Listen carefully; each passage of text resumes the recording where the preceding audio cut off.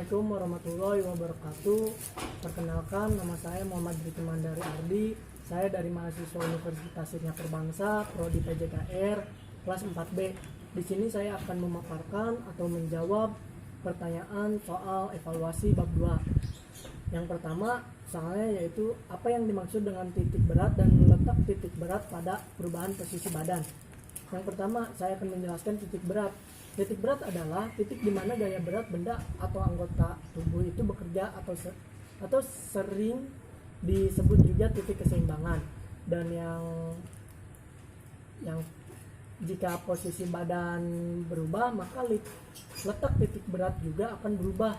Letak titik berat badan ditentukan oleh sikap anatomis tubuh kita. Yang kedua, yaitu jelaskan pengertian keseimbangan. Apa sih keseimbangan itu? Yaitu sikap badan atau posisi tubuh seseorang dalam melakukan kegiatan olahraga dengan balance atau tidaknya. Nah, jadi pada saat kita mengetahui keseimbangannya itu pada saat olahraga, kita tahu balance atau tidaknya. Nah, yang ketiga, sebut dan jelaskan jenis-jenis keseimbangan. Jenis-jenis keseimbangan ini ada 3, yaitu yang pertama itu ada stabil, labil, indifferent, atau netral. Yang pertama saya akan menjelaskan stabil. Stabil ini yaitu suatu benda atau seseorang itu dalam keseimbangan stabil. Kalau benda atau orang tersebut mendapatkan pengaruh dari luar, pengaruh yang relatif kecil, keseimbangan tidak berubah atau kembali dalam keseimbangan yang semula. Seperti papan, kotak.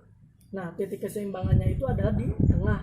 Kalau dia titik keseimbangannya di sini atau di sini berpindah, itu dia akan jatuh. Kalau yang labil, kebalikan dari, jadi yang labil ini suatu benda atau seseorang itu dalam keseimbangan labil. Kalau benda atau orang tersebut mendapat pengaruh dari luar, pengaruh yang relatif kecil, keseimbangannya akan hilang atau jatuh. Nah, yang terakhir itu ada indifferent, netral. Suatu benda atau seseorang itu dalam keseimbangan indifferent atau netral.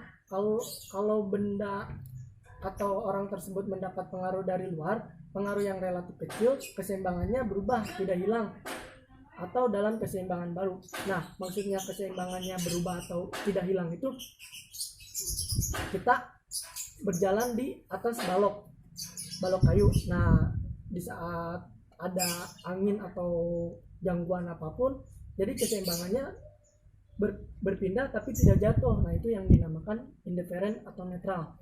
Yang keempat, yaitu faktor-faktor apa saja yang mempengaruhi keseimbangan. Yang pertama, faktor pertama ini ada 3 faktor ya. Pertama, letak titik berat benda terhadap porosnya. Bila titik berat badan berada pada garis gaya berat atau garis vertikal dan berada di bawah poros geraknya, maka benda itu dalam keadaan stabil. Sebaliknya, bila titik berat benda berada di atas poros geraknya, benda dalam keadaan labil. Nah, yang kedua itu ada luas bidang tumpuannya atau alasnya. Bila bidang tumpuannya cukup luas, benda ada dalam keadaan stabil. Sebaliknya, bila tumpuannya relatif kecil, benda ada dalam keadaan labil. Jadi kebalikan dari poros sama ininya. Yang pertama sama yang kedua itu cuma kebalikannya. Yang ketiga yaitu letak titik berat benda terhadap bidang tumpuannya. Yang pertama, yang ini penjelasannya yaitu bila bidang tumpuannya cekung sehingga bila benda itu bergeser atau bergerak, titik berat bendanya naik, benda ada dalam keadaan stabil. Sebaliknya, bila tumpuannya cembung atau konveks, benda ada dalam keadaan labil. Nah, yang kelima, sebutkan bunyi hukum-hukum keseimbangan. Hukum keseimbangan 1 itu yaitu badan selalu dalam keadaan seimbang selama proyeksi titik berat badan tersebut jatuh dalam bidang tumpuannya.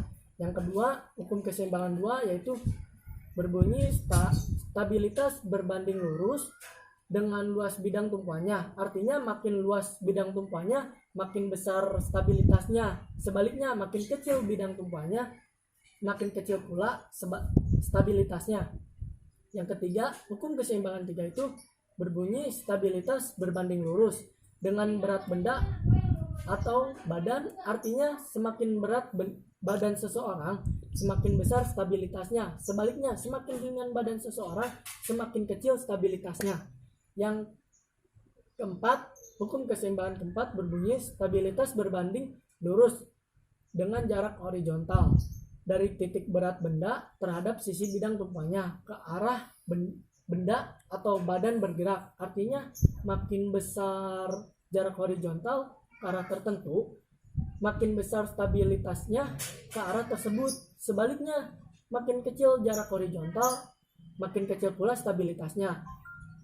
Terus yang kelima itu hukum keseimbangan kelima yang terakhir berbunyi stabilitas berbanding terbalik dengan jarak vertikal dari titik berat badan terhadap bidang alasnya. Artinya makin besar jarak vertikalnya, makin kecil stabilitasnya. Sebaliknya, makin kecil jarak vertikalnya, makin besar stabilitasnya. Dan soal yang terakhir yaitu jelaskan hubungan hukum keseimbangan dengan aktivitas olahraga. Hubungan hukum keseimbangan dengan aktivitas olahraga yaitu seseorang dapat mengetahui bagaimana cara untuk menjaga keseimbangan tubuh saat bergerak sehingga mampu melakukan aktivitas olahraga dengan melakukan gerakan secara efisien dan efektif, serta koordinasi dengan baik sehingga dapat mengurangi risiko cedera. Nah, itu hubungan hukum keseimbangan dengan aktivitas olahraga. Sekian video dari saya atau pemaparan dari saya.